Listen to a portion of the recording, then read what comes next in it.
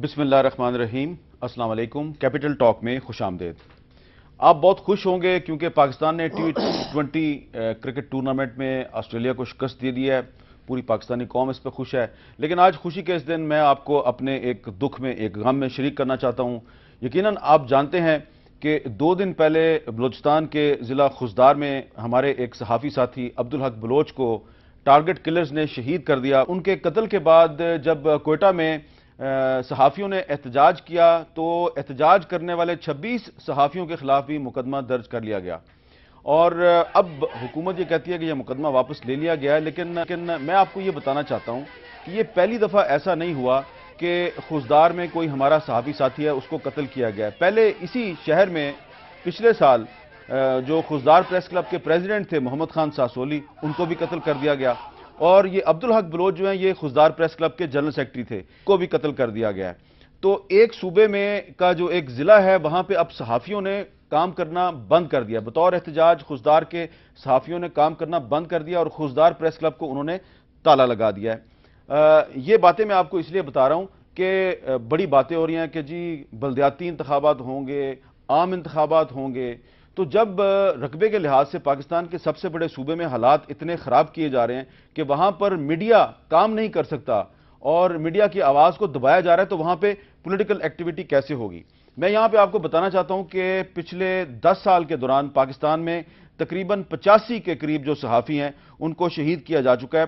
और ये जो 85 सहाफ़ी हैं इनमें से जो तकरीबन 22 सहाफ़ी हैं वो पिछले 4 साल के दौरान उनको शहीद किया गया है। और ये जो 22 सहाफ़ी शहीद हुए इनमें से अक्सर का ताल्लुक बलूचिस्तान से था। 2011 में 16 सहाफ़ियों को शहीद किया गया, उन 16 में से 10 का ताल्लुक बलूचिस्तान से था। और 2012 में अब तक 6 सहाफ़ी शहीद किए जा चुके हैं और इन 6 में से 4 का ताल्लुक जो है वो बलूचिस्तान के साथ है। अब बलूचिस्तान के हालात जो हैं वो ख़राब हैं, इसमें किसी को इनकार नहीं है। ये एक हकीकत है कि बलूचिस्तान के हालात ख़राब हैं। अब बलूचिस्तान के बाद सिंध के हालात को भी ख़राब किया जा रहा है। सिंध के हालात कौन ख़राब कर रहा है, क्यों ख़राब किए जा रहे हैं, इस पर आज हम बात करेंगे। और इसके अलावा इस्लामाबाद में एक दफ़ा फिर साजिशों की बू फैलने लगी है। लोग एक दूसरे से सरगोशियों में पूछ रहे हैं कि ये जो बल्दियाती इंतखाबात का किस्सा शुरू हुआ है, कहीं इसका असल मकसद आम इंतखाबात को मुलतवी करवाना तो नहीं है, और क्या क्या साजिशें जारी हैं इस्लामाबाद में, इस पर आज हम बात करेंगे। हमारे साथ मौजूद हैं जनाब मौला बख्श चांडियो साहब, पीपल्स पार्टी के सीनियर रहनुमा, वफाकी वजीर बराए सियासी अमूर, जनाब ख्वाजा साद रफीक साहब, मुस्लिम लीग नून के सीनियर रहनुमा, और कराची में हमारे साथ मौजूद हैं सिंध यूनाइटेड पार्टी के सरबराह जनाब सैयद जलाल महमूद शाह साहब, जो कि सिंध बचाओ कमेटी के कन्वेनर भी हैं और सिंध असम्बली के साबिक डिप्टी स्पीकर भी हैं। मैं अगर आप मौला बख्श चांडियो साहब इजाजत दें तो जलाल महमूद शाह साहब से गुफ्तगू का आगाज करूं। जी अस्सलाम वालेकुम जलाल शाह साहब। वालेकुम सलाम। शाह साहब ये बताएं कि आज दूसरा दिन है, अंदरूनी सिंध में मुजाहरे जारी हैं और जलाओ घराव भी हो रहा है। आज आपकी पार्टी ने, दीगर जो सिंधी कॉन्फ्रेंस जमातें उन्होंने भी जलाओ घराव किया, तशद्दुद के वाकयात भी पेश आ रहे हैं।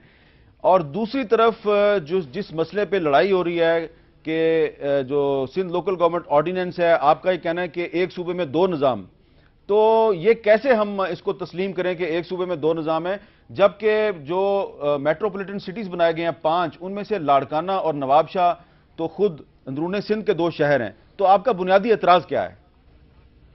जनाब अली, पहली तो बात यह है, आपकी आवाज चली गई है अहमद साहब। जी जी, मैं आपकी आवाज, मैं अपनी आवाज देता हूं, लेकिन जी जी पहली बात यह है कि लोकल गवर्नमेंट सिस्टम जो दुनिया में मुरवज है, तो या तो इस मुल्क में जो मुरवज था एक 79 का था, दूसरा परवेज मुशर्रफ का था 2001 का। 1901 से लेकर लोकल गवर्नमेंट सिस्टम सिंध में इंट्रोड्यूस हुआ और उसमें मुख्तलिफ उस मराहल से गुजरे। लेकिन 1901 में भी जो लोकल गवर्नमेंट में रूरल और अर्बन एरियाज को अलग रखा जाता था, यानी रूरल एरियाज को डिस्ट्रिक्ट काउंसिल रिप्रेजेंट करती थी, यूनियन काउंसिल्स और डिस्ट्रिक्ट काउंसिल्स रिप्रेजेंट करती थी, और अर्बन एरियाज को town committees, municipal committees, town committees, municipal committee, municipal corporation और मेट्रोपॉलिटन कॉरपोरेशन। कराची भी ऐसे मेट्रोपॉलिटन कॉरपोरेशन पहले रहा है। चूंकि कराची एक ऐसा शहर है जो 1 करोड़ से ज्यादा आबादी का शहर है اور اس میں مختلف پورے پاکستان کے لوگ رہتے ہیں، جس میں سندھی بھی رہتے ہیں، اردو اسپیکنگ بھی رہتے ہیں، پنجابی بھی رہتے ہیں، بلوچ بھی رہتے ہیں، پشتون رہتے ہیں، سب کمیونٹیز کے لوگ کرتے ہیں۔ تو ہم کہتے ہیں کہ ایسا لوکل گورنمنٹ نظام لایا جائے جو سب کو قابل قبول ہو اور جس میں سب کی حصے داری ہو، جو بھی یہاں کراچی میں رہتا ہے۔ لیکن افسوس کہ 2001 میں پرویز مشرف صاحب نے ایک خاص جماعت کو اپیز کرنے کے لیے ٹاؤنز بنا دیے، جو ڈسٹرکٹ باؤنڈریز کو توڑ کے، جو 5 اضلاع تھے کراچی کے، الگ الگ اس کی باؤنڈریز تھی، اس کو توڑ کے ایک ڈسٹرکٹ بنایا گیا، ایک ڈویژن کو، یعنی 5 اضلاع کو، اور 5 اضلاع کو یہ ساری باتیں ہمیں پتہ ہیں جلال موشا صاحب، یہ ساری باتیں ہمیں پتہ ہے۔ ہمارا اس وقت ہم یہ جاننا ہی چاہتے ہیں کہ جب سندھ کی جو ایک الیکٹڈ ریپرزینٹیو پارٹی ہے، پیپلز پارٹی، اس کو اس پہ اعتراض نہیں، تو آپ لوگوں کو کیا اعتراض ہے؟ کیونکہ آپ کی تو سندھ اسمبلی میں کوئی نمائندگی جناب علی یہ نہیں ہے، یہ بات قطعی نہیں ہے کہ صرف 2 جماعتوں کا یہ لوکل گورنمنٹ سسٹم ہے۔ اچھا، اس کراچی میں یہاں کے میٹروپولیٹن کارپوریشن پہ پہلے جماعت اسلامی کی بھی رول تھا، اس میں ایم کیو ایم کا بھی رول تھا، اور اس میں دوسرے بھی حصے دار تھے۔ کسی ٹاؤن پہ کوئی حصے دار تھا، کہیں پہ اور تھے، کسی اور کمیونٹی تھی، الگ الگ تھی۔ تو یہ کہا جائے کہ صرف 2 کو اعتراض نہیں ہے تو کسی کو اعتراض نہیں ہے، یہ غلط بات ہے۔ ٹھیک ہے، بات یہ ہے کہ سب پورے سندھ کے لیے ہو اور سب کے لیے یکساں ہو اور سب کے لیے قابل قبول۔ ٹھیک ہے جی مولا بخش چانڈیو صاحب، اس کا کیا جواب دیں گے آپ؟ میرا خیال ہے شاہ صاحب کی اپنی جماعت ہے، الگ بھی جماعت ہے، اتحاد بھی ہے، ان کا اپنا نقطہ نگاہ ہے، اور جو بھی وہ کہیں اس پہ تو نہ میں تبصرہ کر سکتا ہوں نہ ان کی کوئی بات کر سکتا ہوں۔ جہاں تک ہم پر الزام کی بات ہے، میں کہتا ہوں اگر مشرف کے نظام میں اتنی خرابیاں تھیں کہ آپ کہتے ہیں ایک پارٹی کو آگے لائے، آپ نے اس میں حصہ کیوں لیا؟ پھر آپ کو قوم سے معافی مانگنی چاہیے، اعتراف کرنا چاہیے کہ آپ کو سیاسی معاملات کا ادراک نہیں تھا، آپ اس سازش میں چلے گئے جو ایک جماعت کو آگے بڑھانا تھا، آپ نے اس میں حصہ لیا۔ یہ تو بڑی افسوسناک بات تھی۔ ٹھیک ہے، اس نظام میں صوبے کا تصور ختم تھا، یعنی قوم کی حاکمیت کا تصور ختم تھا، آپ نے اس میں حصہ کیوں لیا؟ آج کہتے ہیں جیسے اس میں تصور ہی نہیں تھا صوبے کا، اور جتنا خود مختار وہ نظام تھا، یہ اتنا خود مختار بالکل نہیں۔ اچھا، یہ مشرف کے نظام سے مختلف ہے آپ کا نظام؟ بہت فرق ہے، بہت فرق ہے۔ اس میں پولیس کی ACR لکھتا تھا ناظم ضلع کا، اور وہ وزیر اعلیٰ تھا ایک ڈسٹرکٹ میں، اب ایسی صورتحال نہیں ہے۔ اس میں اسمبلی کا معاملہ نہیں تھا، اب اسمبلی میں معاملہ ہے، اب چیف منسٹر کا اختیار ہے، ایسی باتیں نہیں ہیں جو بتائی جا رہی ہیں۔ الگ پہلے ایک میٹروپولیٹن تھی، کراچی کو کل اختیار تھا، کراچی کی بادشاہی تھی، تب آپ کو اعتراض نہیں ہوا۔ آج 4 میٹروپولیٹن میرپور خاص، لاڑکانہ، حیدرآباد بن رہی ہے، آپ کہتے ہیں یہ غلط ہے۔ تو 2 نظام کیسے ہوئے؟ جتنا اختیار اس میٹروپولیٹن کے اس کو ہوگا، میئر کو اتنا ادھر بھی ہوگا، تو اس میں برائی کیا، قباحت کیا ہے؟ اور آپ اس سے تقسیم نہیں ہوتی سندھ۔ لیکن یہ بتائیں چانڈیو صاحب کہ اگر یہ اتنی اس میں کوئی برائی نہیں ہے تو نواب شاہ جو کہ زرداری صاحب کا ہوم ٹاؤن ہے، وہاں پہ دوسرا دن ہو گیا ہے، مظاہرے ہو رہے ہیں۔ دیکھیں مظاہرہ ہونا اور ہے، ابھی آپ مجھے اکیلے ہم دونوں کو بھیج دیں، میں سپر ہائی وے بند کر دیتا ہوں، 2 آدمی کلاشنکوف کھڑے، کون سی گاڑی گزرے؟ نہیں لیکن یہ دیکھیں، یہ میں آپ کو دکھا رہا ہوں، یہ فائرنگ پولیس والے کر رہے ہیں، یہ دیکھیں۔ دیکھیں میں مانتا ہوں اس کو، تو میں یہ تب دکھاؤ جب میں انکار کروں۔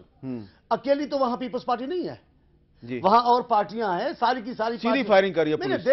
میرے کو افسوس ہے، دکھ ہے، یہ میرے ملک میں، میرے وطن میں ہو رہا ہے، یہ میں نہیں کہہ رہا ہوں، اور نہ میں اسے انکار کر رہا ہوں۔ میں کہہ رہا ہوں نواب شاہ میں اکیلی پیپلز پارٹی تو نہیں ہے، یہ دوست بھی ہیں اور پارٹیاں بھی ہیں، سیاسی پارٹیاں جو پاکستان کی وہ بھی وہاں سرگرم ہیں، اور زرداری صاحب کے علاقے کو بھی نشانہ بنائے گی، پیپلز پارٹی کو بھی نشانہ بنائے گی، اور پھر حکومت کے لیے مسئلہ پیدا کرے گی۔ میں اسے انکار کب کر رہا ہوں؟ پر یہ کہتا ہوں یہ کوئی مشکل کام نہیں ہے، اصل مشکل کام اور عوام کا۔ بلدیاتی الیکشن ہوگا سندھ میں؟ میرے خیال میں فی الحال تو نہیں ہو رہا ہے، نہ میں نے ایسی بات سنی ہے۔ نہیں ہو رہا ہے؟ میں نے تو ایسا نہیں سنا۔ اچھا، تو خواجہ سعد رفیق صاحب، آپ کو کیا لگ رہا ہے کہ یہ کہہ رہے ہیں بلدیاتی الیکشن تو فی الحال نہیں ہو رہا، لیکن لوکل گورنمنٹ آرڈیننس آ گیا اور کچھ جماعتیں مطالبہ کر رہی ہیں کہ فوری الیکشن کروایا جائے کیونکہ یہ ہائی کورٹ کا حکم بھی ہے، تو کیا آپ کو نظر آ رہا ہے کہ عام انتخابات سے پہلے 4 صوبوں میں بلدیاتی انتخابات بھی ہو جائیں گے؟ بسم اللہ الرحمن الرحیم۔ دیکھیے، عدالت کا حکم جو ہے اس کی اپنی اہمیت ہے، لیکن ہر چیز کی ایک ٹائمنگ بھی ہے، اور جب عدالتی حکم آیا تھا اس کو بڑا عرصہ گزر چکا ہے۔ اب پاکستان میں عام انتخابات میں چند ماہ باقی رہ گئے ہیں، اور کوئی بھی پولیٹیکل ورکر یا کوئی بھی پولیٹیکل پارٹی ایک کو نکال کے، جو ان کے اتحادیہ کراچی میں، وہ یہ نہیں چاہ رہی ہے کہ اب بلدیاتی انتخابات ہوں، اور میں نے خورشید شاہ صاحب کا بھی سٹیٹمنٹ اگلے دن سنا ہے، وہ بڑے سینئر لیڈر ہیں ان کی پارٹی کے، ابھی چانڈیو صاحب نے بھی یہ بات کی ہے. تو میرا اپنا تجزیہ یہ ہے کہ انہوں نے اپنے اتحادیوں کو مطمئن کرنے کے لیے 2 متوازی نظام تو سندھ میں ضرور دیے ہیں، لیکن وہاں پہ لوکل باڈیز الیکشن کرانا پولیٹیکلی ان کو بھی سوٹ نہیں کرتا. اس لیے جو یہ سوچ تھی، یہ تھیوری تھی کہ لوکل باڈیز جو ہیں وہ ان کا ڈول ڈالا جا رہا ہے کہ عام انتخابات کو آگے ڈالا جائے. اگر پیپلز پارٹی سندھ میں لوکل باڈیز الیکشن نہیں کرواتی، جیسا کہ 2 ذمہ دار وزیر ان کے کہہ رہے ہیں، تو پھر انتخابات کے التوا کے لیے کوئی اور سازش تیار کرنی پڑے گی. جو چاہتا ہے لوکل باڈیز بنیاد نہیں بنے گا، کیونکہ وہ ہوگا نہیں، ہو ہی نہیں سکتا. آل دو ان پہ دباؤ ہے ان کے ایک اتحادی کا، انہوں نے باقیوں کو ناراض کر لیا، یہ ان کی اپنی پالیٹکس ہے. اس کا جواب الیکشن میں انہیں مل جائے گا. اگر انہوں نے ٹھیک کیا ہوگا، لوگ سندھ کے ان کو ووٹ دیں گے، رورل سندھ میں نہیں ہوگا تو نہیں دیں گے. جلال محمود شاہ صاحب یہ بتائیں کہ جو بھی لوکل گورنمنٹ آرڈیننس ہے، اس پہ جو بھی آپ کے اعتراضات ہیں، اس پر اختلاف کرنا، احتجاج کرنا آپ کا حق ہے. لیکن یہ جو پچھلے 2 دن سے سندھ میں پرتشدد مظاہرے ہو رہے ہیں، تھانے جلائے جا رہے ہیں، آپ یہ نہیں سمجھتے کہ اس سے جو غیر جمہوری قوتیں ہیں وہ بھی فائدہ اٹھا سکتی ہیں؟ یقیناً آپ کی بات صحیح ہے. ہم پرامن سیاسی جدوجہد میں یقین رکھتے ہیں، اور کل چونکہ لیکن جو طریقہ واردات پیپلز پارٹی کی حکومت کا سندھ کا رہا ہے، 2011 میں رات کو 2 بجے انہوں نے آرڈیننس شروع کیا اور جاری کیا. پھر جب عوام نے اس کے خلاف کھڑے ہو گئے تو پھر انہوں نے واپس لیا. پھر پورا 1 سال گزر گیا، کچھ نہیں ہوا. پھر اچانک 3 دن کے نوٹس پہ اچانک پھر جو ہے پھر آپ نے آرڈیننس پھر لائے، اور پھر 3 دن کے نوٹس پہ آپ اس کو اسمبلی میں، اور ایسے کر رہے ہیں. جب اسمبلی میں لیجسلیشن کر رہے ہیں تو اس کو لائیں، اسمبلی میں لے کریں، اس کو کمیٹی کے پاس بھیجیں، اس پہ بحث کرائیں، اس کے یعنی فائدے اور نقصانات دونوں کو جانچیں اور اس کو کریں. لیکن کیا یہ ہے کہ آدھے گھنٹے کے اندر پورا جو ہے بل پاس ہو گیا؟ اور اسپیکر صاحب سندھ اسمبلی کا بڑا پازیٹیو رول رہا، وہ یہ ہے کہ وہ کہتا ہے کہ eyes have it and bill is pass unanimously. شاہ صاحب کہاں ہوا؟ 14 ارکان سندھ اسمبلی کے ممبران وہ کھڑے ہو کے کہہ رہے ہیں کہ نو، ٹھیک ہے، اور وہ کہہ رہے ہیں کہ نہیں جی وہ جو ہے وہ ہو گیا یونینیمسلی. تو مجھے بات کرنے دیں، یونینیمسلی نہیں ہوا. اور پہلے رولنگ سندھ اسمبلی کو میں اسپیکر رہا ہوں، مجھے پتا ہے ایک بھی ممبر اگر شاہ صاحب میرا بھی سوال سن لینا، کا نو کرتا ہے، جو 14 نو کا مطلب ہے نو. لیکن آئز آپ کیسے کہتے ہیں؟ جن 14 ارکان نے شاہ صاحب جن 14 ارکان نے اس آرڈیننس کو مسترد کرنے دینا، پھر میں آپ کی بھی بات کاٹوں گا اگر مجھے کاٹیں گے تو. نہیں، اس طرح تو آپ مجھے ڈکٹیشن نہیں دے سکتے شاہ صاحب، آپ مجھے ڈکٹیشن نہیں دے سکتے. آپ کو میرا سوال سننا پڑے گا، آپ کو میرا سوال سننا پڑے گا. کر کے چلائیں گے. ایک ممبر درخواست دیتے ہیں کہ جی ہم شاہ صاحب یہ آپ کا جلسہ نہیں ہے، یہ آپ کا جلسہ نہیں ہے، یہ آپ کو میرا سوال سننا پڑے گا. اسپیکر صاحب وہ کہتے ہیں کہ جی وہ کہتے ہیں ہم اپوزیشن میں بیٹھنا چاہتے ہیں، درخواست اسپیکر کو ہی دینی ہے. شاہ صاحب یہ ساری باتیں ہمیں پتہ ہے، کوئی نئی بات بتائیں نا. یہ ساری آپ پرانی باتیں ہمیں بتا رہے ہیں، کوئی نئی بات بتائیں آپ. بہت بہت شکریہ آپ کا. اس طرح اگر آپ کریں گے تو میں آپ سے بات نہیں کر سکتا. بہت بہت شکریہ آپ کا. مولانا بخش چانڈیو صاحب، اب وہ میرا سوال نہیں سننا چاہ رہے. میں جاننا چاہ رہا ہوں کہ آپ کے اسپیکر نے جو کیا وہ بالکل غلط کیا. اس کو ایسے نہیں کرنا چاہیے تھا. اور آپ کا جو وزیر قانون تھا اس نے ہاتھ میں مائک پکڑا ہوا تھا، ان کو بھی مائک نہیں پکڑنا چاہیے تھا. لیکن یہ تھانہ کس نے جلایا؟ نواب شاہ میں، صدر کے ہوم ٹاؤن میں تھانہ کس نے جلایا؟ یہ تو بتائیں ہمیں. اب میں وہاں تو نہیں تھا. ذمہ داری تو ان پر آئے گی جنہوں نے کہا ہے کہ گھیراؤ کرو. ذمہ داری تو ان پر آئے گی، ان پہ آئے گی جنہوں نے کہا ہے گھروں پہ جائیں. یہ میر صاحب، میں شاہ صاحب کو میری آواز اب سن رہے ہوں گے، شاہ صاحب کو کہہ رہا ہوں یہ روایت بہت غلط پڑ رہی ہے کہ جاؤ مخالفوں کے گھروں کا گھیراؤ کرو. اپنی روایات کو دیکھو، پاکستان میں سیاسی طریقہ کار کو دیکھو، اس کے مطابق ہی آپ احتجاج کریں گے. اور ان کے لیے بھی اپیلیں کی ہیں انہوں نے کہ گھیراؤ کرو، یہ کرو، وہ کرو، توڑ پھوڑ کرو، رستے بند کریں گے، کسی کو نکلنے نہیں. جب ایسی اپیلیں ہوں گی تو جذباتی کارکن ہے، سندھ کا نام ہے، بڑا جذباتی نام ہے سندھ میں، اور وطن کا نام، دھرتی کا نام، اس پر لوگ کسی نے بھی کیا ہوگا. لیکن اس میں وہ بھی تو شریک ہو سکتے ہیں جن کے لیے آپ بھی کہہ رہے ہیں، خواجہ صاحب کہہ رہے ہیں کہ جو حالات کو خراب کرنا چاہتے ہیں، جو سمجھتے ہیں. میں دعویٰ سے کہنا چاہتا ہوں ہمارے دوست خاص موسم میں زیادہ سرگرم آتے ہیں. خاص موسم ہوگی، الیکشن ہوگی، کوئی موومنٹ ہوگی، کوئی دوسرے دوستوں کی طرف سے پریشر ہوگا پیپلز پارٹی پر، اسی موسم میں خاص میں یہ زیادہ سرگرمی اپنی دکھاتے ہیں. جیسے ضیاء الحق کا پورا زمانہ خاموش رہے، ضیاء الحق کی حمایت کی، ضیاء اللہ کے زمانے میں یونیورسٹیاں کئی سال بند رہی، سب نے کہا کوئی بات نہیں، فلاں ملک میں بھی یونیورسٹیاں بند ہوتی، لیکن جیسے جمہوریت بحال ہوئی سب کے سب سرگرم ہو جاتے ہیں۔ ایک خاص موسم میں سمجھتا ہوں یہ الیکشن کی جیسے آمد ہے، اور اب بھی کہتا ہوں، جیسے میں کہتا ہوں نون لیگ کے دوستوں کے لیے، ایسے یہ بھی کہتا ہوں، اب کیونکہ پہلی بار قوم پرست کہلانے والے دوست الیکشن کی تیاریاں کر رہے ہیں، اس لیے خاص قسم کا ماحول بنا رہے ہیں لوگوں کو جذباتی بنا کر، بلا شبہ وہ بھی کریں، وہ ان کی حکمت ہے، لیکن تصادم کی طرف جائیں گے تو یہ سندھ کے مفاد میں نہیں ہے۔ خواجہ سعد رفیق صاحب، اسلام آباد میں بھی لوگ بہت باتیں کر رہے ہیں، سرگوشیاں ہو رہی ہیں، حکومت کے لوگ بھی، اپوزیشن کے لوگ بھی، کہ کوئی ایسی شعوری کوشش نظر آ رہی ہے کہ کسی طریقے سے الیکشن جو ہے یہ آگے چلا جائے، بلکہ کچھ جو آپ کی قومی اسمبلی کے سٹنگ ممبرز ہیں وہ بھی ہم نے دیکھا ہے دعائیں مانگ رہے ہیں کہ کسی طریقے سے الیکشن آگے چلا جائے۔ دیکھیے جی، انتخابات جو ہیں ان کو اگر ملتوی کرنے کی کوئی بھی کوشش کسی بھی کوارٹر نے کی تو میں سمجھتا ہوں یہ پاکستان کی سالمیت سے کھیلنے کے مترادف ہوگا۔ ایک حکومت ہے جیسا تیسا، وہ کہتے ہیں ہم نے اچھا کیا، ہم کہتے ہیں انہوں نے برا کیا، ان کا ٹینیور نیئر ٹو کمپلیشن ہے، اور 3-4 ماہ تک جو ہے وہ کیئر ٹیکرز آنے والے ہیں۔ کیئر ٹیکرز پہ بات چیت چل رہی ہے، وہ ساری قوم کے سامنے آئے گا، وہ نام بھی جیسے فخر الدین جی ابراہیم کا آیا، کوئی آنریبل آدمی ہوگا جس پہ ایگریمنٹ ہوگا۔ تو اس موقع پہ جن کی یہ ناپاک خواہش ہے ان کی خواہش پوری ہونے نہیں دینی چاہیے، اور جو سازشیں ہیں وہ یقیناً تیز ہوں گی، ایک دوسرے سے دست و گریبان کروانے کی کوشش کی جائے گی۔ اس کا کیا مطلب ہے دست و گریبان کروانے کی کوشش کون کر سکتا ہے؟ میں آپ کو ایک مثال دے دیتا ہوں، یہ چانڈیو صاحب بیٹھے ہیں اور یہ بڑے ذمہ دار وزیر ہیں، سینئر لیڈر ہیں پارٹی کے۔ مثال کے طور پہ نیب ہے، تو اس کے چیئرمین جو ہیں وہ سب کو پتہ ہے کہ ایک پراپرٹی ٹائکون کے اعلی کار ہیں، اور آئینی ترمیم جو 18ویں ہے اس کے بعد ان کو وائلیشن کر کے موجودہ حکومت نے لگایا۔ اب وہ پتہ نہیں کس کس کے لیے کام کر رہے ہیں، اور میں نے یہ ڈیلیبریٹلی بات کیا تاکہ وہ سن لیں کہ ہمیں پتہ ہے وہ کیا کر رہے ہیں۔